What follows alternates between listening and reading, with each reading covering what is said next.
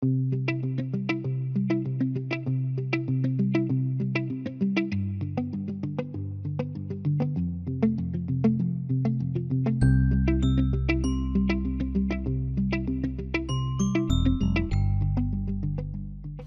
we are going to go through the Unit 5 test review all about triangles and congruent triangles. Remember, you should have already tried the test review and checked over your work before you watch this video so that you know which sections you really need to focus on and which sections you are already pretty good at, already mastered. So if you haven't done this on your own, stop the video, go back and try to do the practice by yourself first and then come back to it. So in these first two sections, we're classifying our triangles by their angles and their sides. So for each one of these, we are going to have two words as the answers, except for equilateral. We'll get to that when we find one of those. So for this first triangle, you can see that it's got two sides that are the same. So we know this is going to be isosceles. And notice that all three angles are less than 90 degrees. That means this will be an acute isosceles triangle. For number 2, you should see this 124 degrees. That's greater than 90. So we know right off the bat this is an obtuse triangle. And then when we look at the sides, you can see we have two sides that are the same, just like in number 1. So this one will be isosceles. So it is an obtuse isosceles triangle. For number 3, our angles are all less than 90, so we know it's an acute triangle. And then notice none of our sides are the same. So since none of them are the same, the word we use for that is scalene. So this is an acute scalene triangle. And for number 4, you can see all three angles, not only are they all acute, but they're all the same. So we could say this is acute. We could also say this is equiangular. And notice that all three sides are the same. The word we use for that is equilateral. Now in this case, if you just said equilateral, that would be enough for both classifications, because we have our equilateral triangle theorem that says an equilateral triangle is also equiangular. So if you just wrote equilateral, you would be totally okay on number 4. For 5 through 8, we're doing the same thing, but instead of having the measures, we just have things marked that are congruent. We also have some right angles marked. So on number 5, notice none of the sides are the same and none of the angles are the same. This angle looks obtuse, so we can kind of assume in this case it's obtuse. So this would be an obtuse scalene triangle. We know it's scalene because we aren't told any of the sides are congruent. On number 6, we have 3 congruent sides and 3 congruent angles. So that makes it an equilateral triangle, just like number 4. So we could also say it's equiangular, but again, if you just said equilateral, then you've covered everything you need to. We can't really say this one's acute just with what's drawn here. We could prove that it's acute, but we don't know because we don't have those measurements.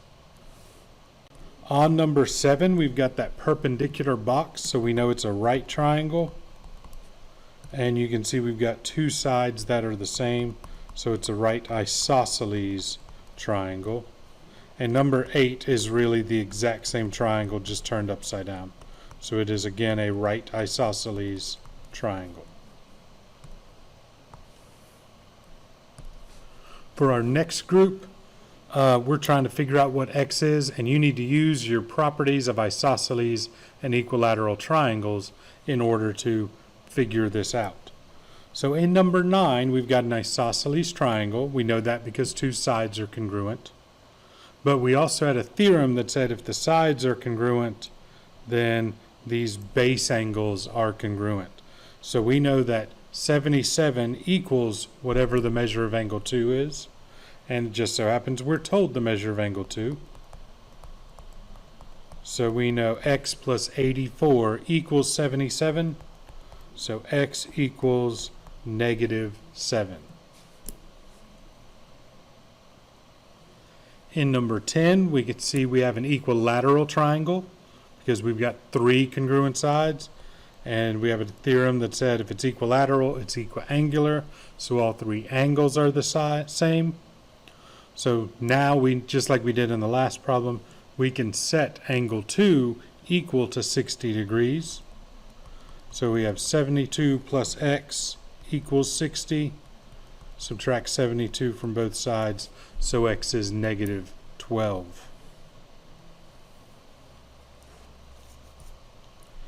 In number 11, here we have 3 angles marked congruent, but we had a theorem that said if it's equiangular, then it's equilateral. So we know all the sides also have to be congruent. And what do we do with congruent things? We can set their measures equal to each other.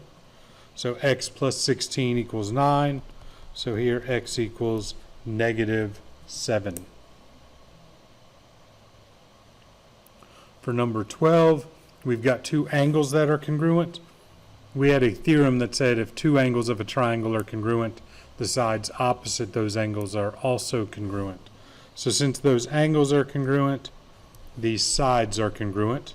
And what do we do with congruent things?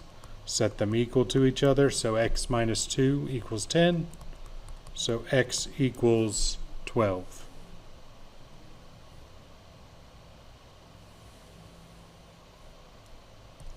Number 13 is really just like number 10. We've got equilateral, so we know all 3 angles are also congruent. So we can set angle 2 equal to 60 degrees. So x plus 69 equals 60. X equals -9. In number 14, we've got an isosceles triangle, and this tells us those 2 angles, the base angles, are congruent. Now, that means this angle is 72 degrees. Now, we want to add all of our angles up to get 180 because there's 180 degrees in a triangle. So we have 72 plus 72 plus x plus 44, because this angle is x plus 44, and we'll set that equal to 180. Combine your like terms, we get x plus 188 equals 180. So x is -8. For number 15, it's equiangular, so we know all the sides are the same. So we can set x plus 21 equals 10.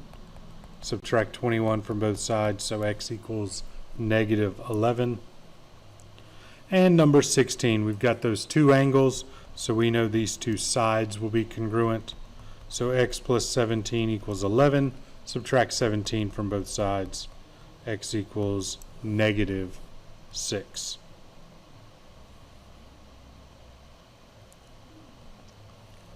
Now, for our next group, we want to write a congruency statement.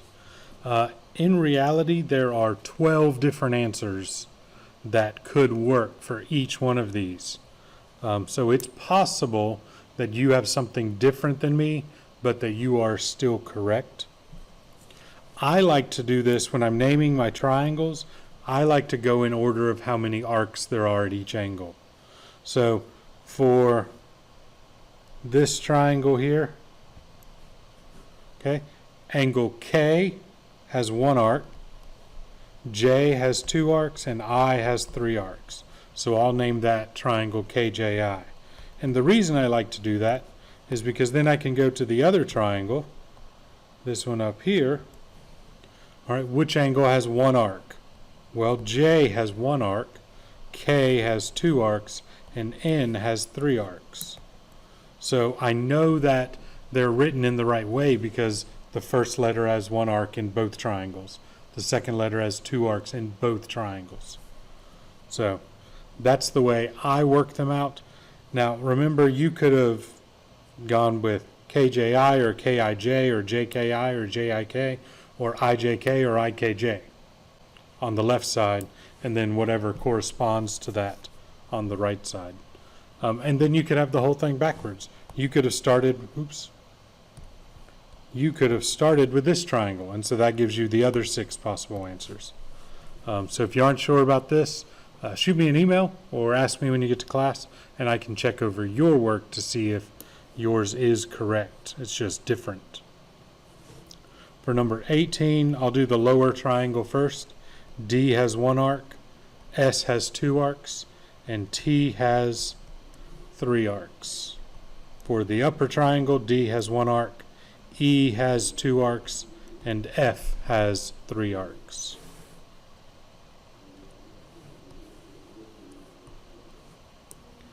Now for our next few problems, we want to actually find, we're trying to find the corresponding part.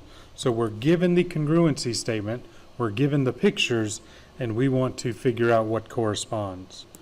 Now these are actually easier to do without the pictures. So if we look at number 19, you see we've got ZX, so that's the third letter and then the first letter. So I'm just going to write third, first. So let's look at our other triangle. What's the third letter of our other triangle? It's D. What's the first letter? F. So DF would be our answer. You could write FD. That would be okay also. Remember, for segments, they can be named forwards or backwards. For number 20, we've got US. So again, that's third and then the first letter. So that will give us W is our third letter, X is our first letter. So WX. For 21, here we've got angle FGH. Now the important thing is what letter's in the middle, because remember that's the vertex of our angle, and it's G, so that's our last letter. So when we're naming our other angle, we want the last letter to be in the middle. That'll be W. And in all honesty, it doesn't matter which ones are on each side. So we could say GWV, or you could say VWG. They're the same angle. And then for 22, again, we have the third letter and then the first letter. So this would be JX.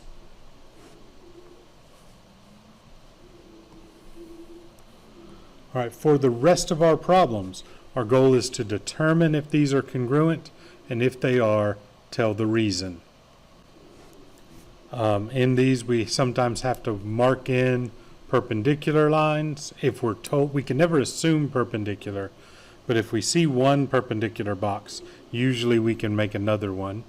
Vertical angles we have to mark in.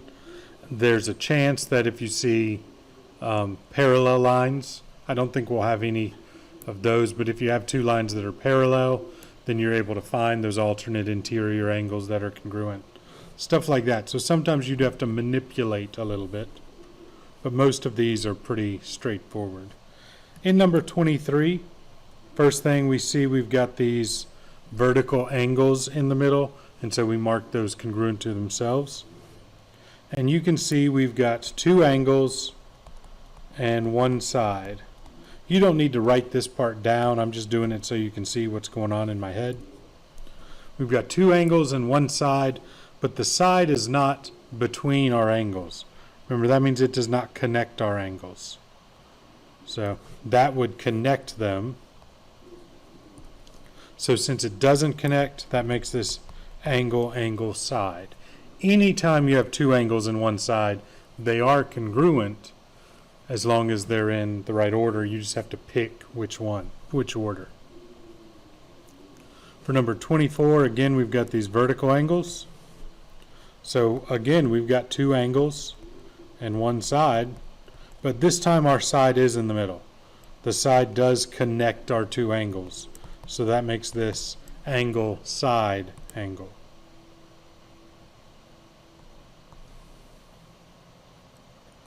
For 25, again, we've got these vertical angles. So now we've got two sides and one angle. And when you have two sides and one angle, you have to have the angle in the middle. So is that angle made up by the two sides we have? And the answer is yes, it is. So that makes this side angle, side angle side. 26, again, we've got vertical angles. We see these a whole lot. We've got two angles, one side. That means it definitely works. The side is not between our angles, so it will be AAS.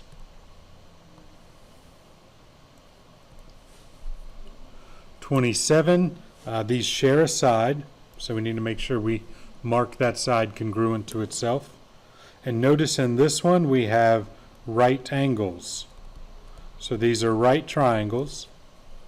Now having a right triangle doesn't guarantee we're using hypotenuse leg, but it makes it an option. If we don't have a right angle, we know hypotenuse leg is not even an option. The side that they share, okay, notice that's opposite the right angle for each of those. So we have one hypotenuse, and then either of the other two sides are legs. So we have one leg from each triangle.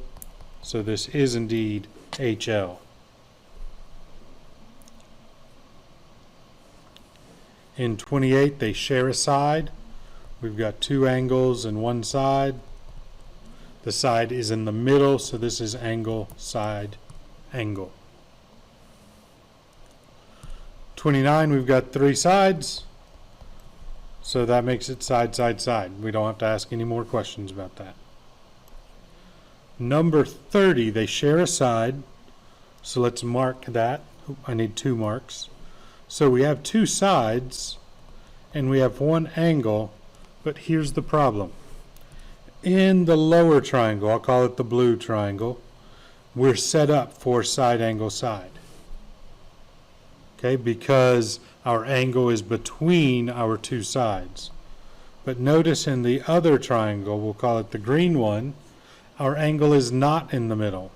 So there we're set up for SSA, which is not even an option. So anytime you have side-side angle, it does not work. So this is no, these are not congruent triangles. For 31, they share a side, so we'll mark that. We've got three pairs of sides, so this will be side, side, side. And 32, again, we've got vertical angles, so we've got two pair of sides and one pair of angles, and the angle is in the middle, so that makes this side, angle, side. So now that you've gone through this, hopefully it's answered any questions about problems you weren't totally sure of. If you have more questions, feel free to ask me. Make sure you look back over this review and just read through all your notes at the very least to get ready for your Unit 5 test. Good luck.